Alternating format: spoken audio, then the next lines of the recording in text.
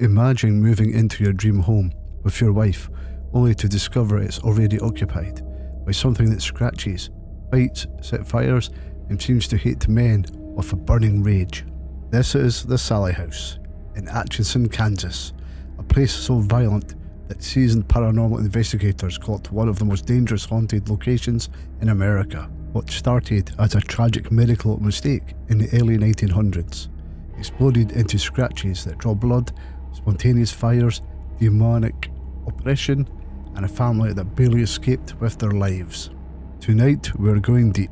Every documented incident, every terrifying detail, straight from the people who lived it. Stick around until the end, because this house is still open for overnight stays. Would you spend the night?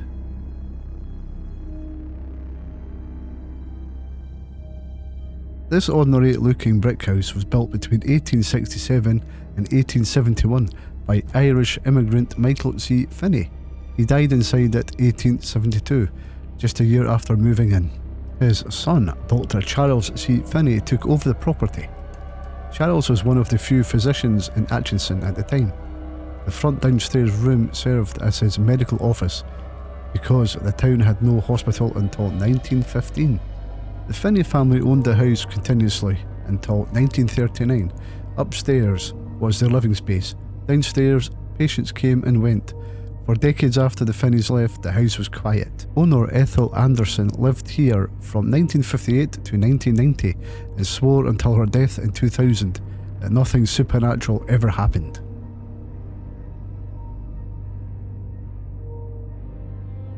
According to the story that made the house famous, everything changed around 1905 to 1906.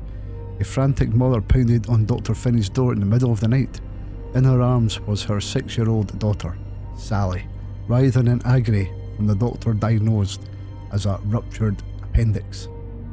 With no hospital nearby, Finney had no choice but to operate right there in his front room. He administered anesthesia, but in his haste to save her life, he made the first incision before it fully took effect. Sallie woke up screaming in unimaginable pain. She bled out on the table and died. The last thing she ever saw was a man in a white coat cutting into her. Local legend says Sallie never understood that the doctor was trying to help. She believed he was torturing her, and she never left. No official death record exists. Some historians call this a publicity stunt, but the activity that followed is very real. Psychics later located a possible real Sallie Isabel Hall, an African-American girl who died in February 1905, but no direct link to the house has ever been proven.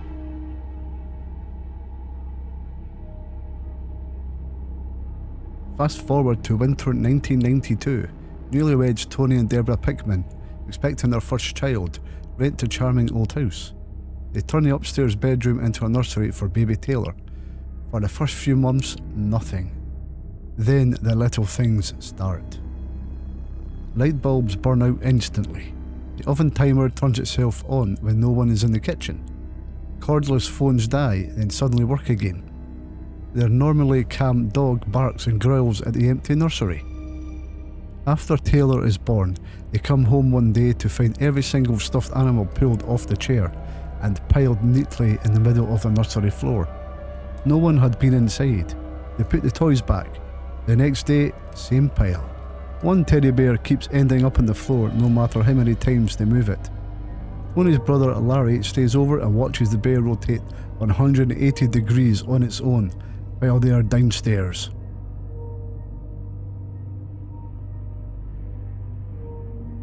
Tony's brother calls a psychic friend in California.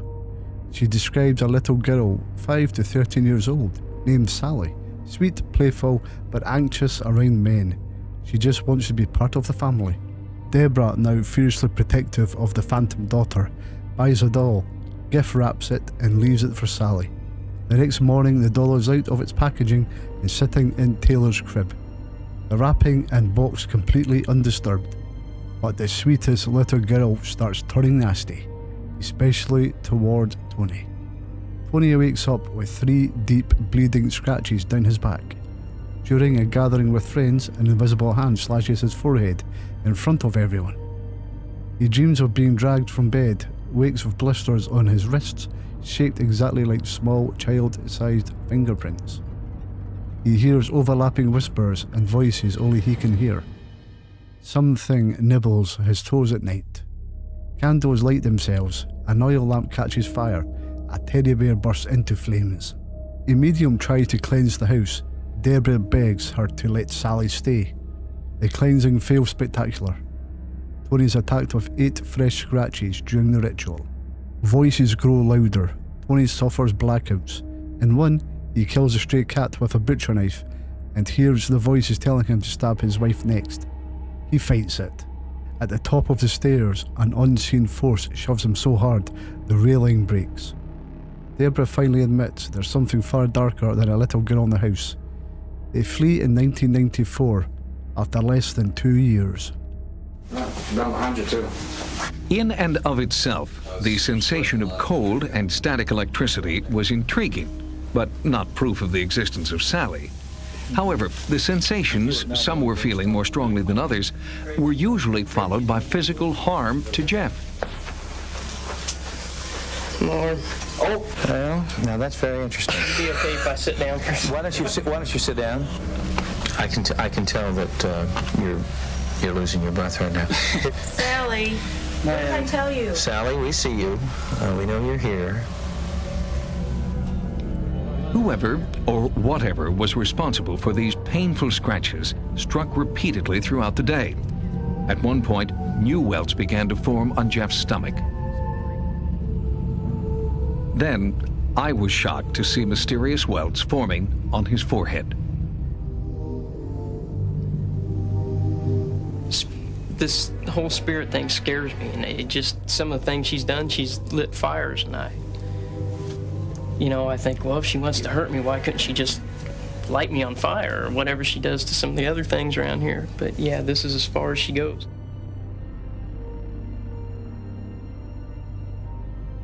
The story explodes when paranormal TV show Sightings films an episode in the mid-90s. Cameras roll and Tony is scratched 11 separate times in one night in front of the entire crew. A parapsychologist on site says he's never seen anything like it. Barbara could communicate with Sallie and help calm her down. Feeling good? What's this? That's what she just did. She just did this? Yeah. I feel her now. Yeah, she's here. Hi, Sallie. What's going on? Excitement. Yeah. She's excited. It's really cold. Okay, it's okay. Yeah, she's excited about all this. Is she liking it, or is she upset? She's upset. She's a little upset. What's going on here? She says, I like it, but it's scary. Yeah, well, honey, it's scary for us, too. Yeah, We've that's never what done anything like this. That's what I told her. I said, no, it's everybody's uptight with this. She scares the living daylights out of me, to be honest with you. I'm gonna add this right now. She's right here with me right now.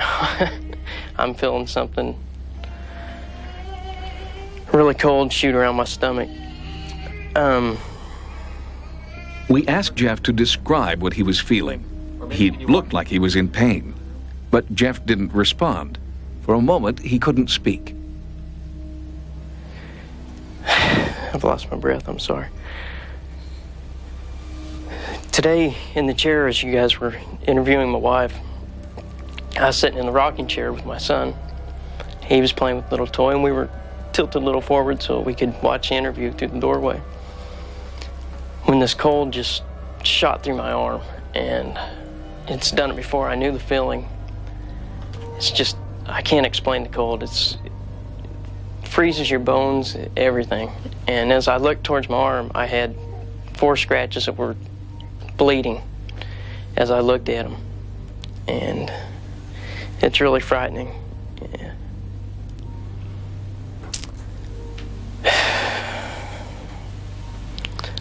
She's just went right through my midsection. Oh my God! Look, look.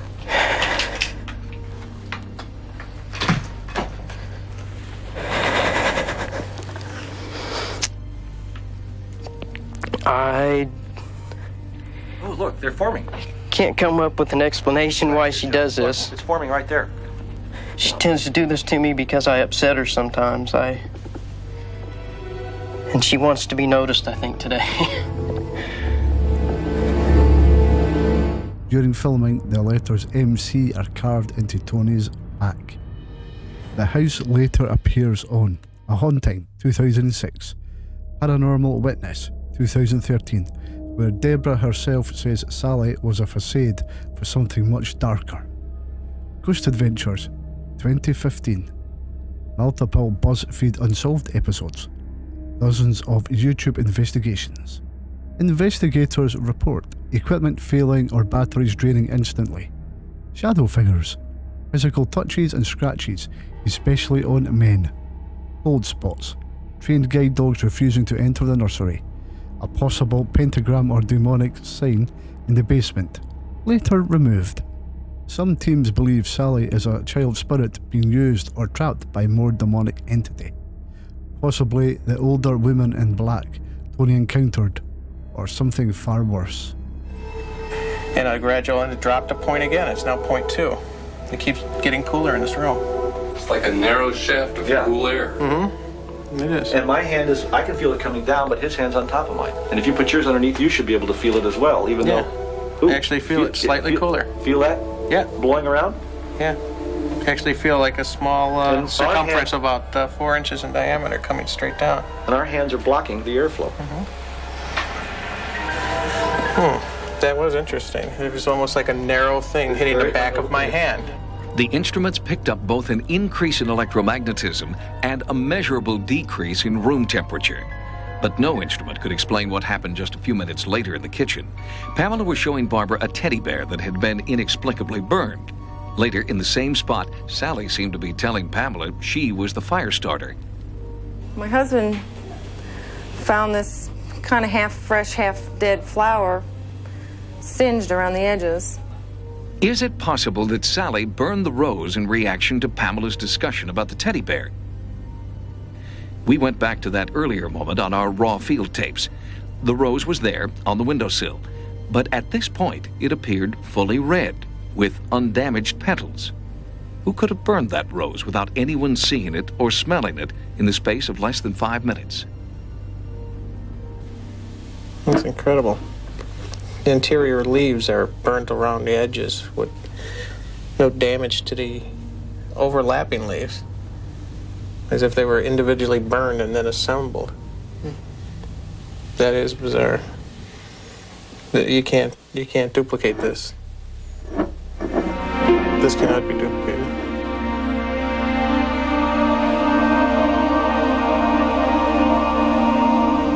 The most profound thing I've ever seen in all parapsychology. I've seen and felt a few things myself, but it could be suggestion. But this is not suggestion at all. This is fact, and you have it on tape. When our crew returned from the Midwest, the excitement in the sightings offices was palpable. Our videotape has become the object of intense interest for paranormal investigators like Kerry Gaynor. We ask him to view the tape, making careful examination in side-by-side views of the before and after frames taken while this bleeding scratch welted up before our camera. When we return, I'll be joined by Field Director Greg Cook and world-renowned parapsychologist Kerry Gaynor as we continue this remarkable investigation.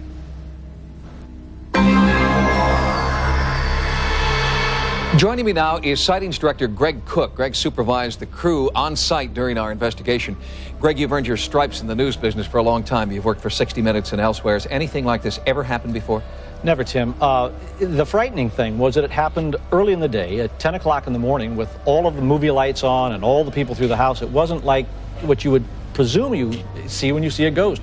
It didn't happen late at night under candlelight and that sort of thing. It was in the confusion of the crew arriving and in daylight hours, and everybody felt it. That was the frightening thing. You actually felt this thing happen. Everybody in the crew did. We saw the rose and we saw the marks on the man's body. There was another incident that you didn't have, the bib? There was a shot that I thought might be interesting if she were to walk in carrying the baby, and the baby at the time was sitting in the high chair. So I said, let's just, move to this area of the room. walk in and we'll begin. She took off the baby's bib, took 10 steps to the left, and walked back in again and went to put the bib on. It would not attach. The plastic cap beneath the bib had burned in the 20 seconds it took for her to walk away from the bib. I immediately smelled it and could smell a sense of charcoal and burning, but the plastic had melted, but there was no fire damage to top or bottom of that piece of plastic. And that occurred right while we were there. It was a sort of a frightening moment. That did occur at night, and I felt a little uneasy about staying there. Well, you're a skeptical guy. Yeah. Couldn't all of this have been faked somehow? No. If we'd gone there and perhaps what you saw was cutting and bleeding, you might question, how did that happen? The fact was that everybody who came, film members, other friends of theirs, neighbors who had been there for the time of the taping, everybody in the room felt the same sensation of cold. I think there's a lot of interpretation there. But I do know that what I felt and what everybody else in our crew felt was a definite electrical energy. It moved around the room. You could follow it around the room. It wasn't something that we just kind of said, well, we thought it was there. It was there. Well, Greg, since you filed this report, Sightings has contacted parapsychologist Kerry Gaynor and asked for his insight. Mr. Gaynor is best known for his investigations of the now famous entity and poltergeist cases. Mr. Gaynor, you've had a chance to look at our field videotapes. What do you think? Well, I think it's very exciting. The nice thing for me as a researcher is that the cameraman held the camera on the blood spot from the moment it started to the moment the welts appeared. He never cut away. So we have about 8 or 9 minutes of raw footage, which I've examined, and it's very interesting. It's very exciting.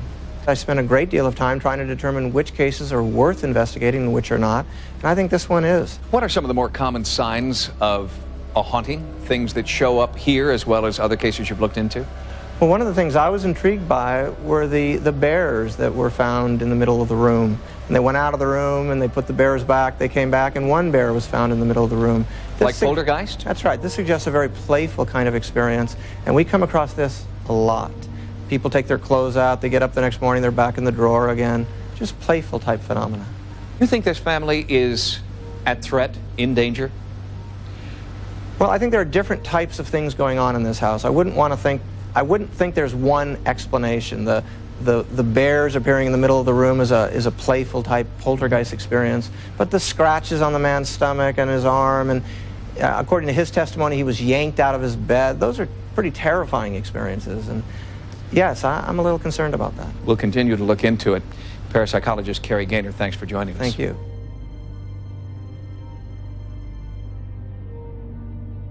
After the Pickmans left, the activity never stopped. The house sat vacant for years. In recent years, it has become a full tourist attraction run by the Atchison Chamber of Commerce. Visit Atchison.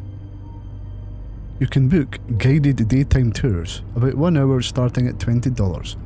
Overnight investigations, $125 to $150 per person. Minimum 2 people, bring sleeping bags. Rules: no CNCs or cleansings allowed. Many visitors still report scratches, moving objects, and an overwhelming feeling of being watched, especially men. Recent TripAdvisor reviews mention black mold concerns, so visit at your own risk. Yeah, that hurt. Look, it's forming right there. I have 2 scratches. Look at that. There's a little girl that's standing right there. Sally? Is that your name, Sally? MC. Yeah, we got a new scratch. Good, one's starting to bleed. So, is Sally just a misunderstood little girl who died in agony? Or is she a mask for something far more sinister that feeds on fear and hates men? The Pickmans lived the nightmare and barely escaped. Hundreds of investigators have documented the violence, and the house is still waiting. Would you spend the night in the Sallie House? Drop your answer in the comments and tell me the scariest haunted house you've ever heard of.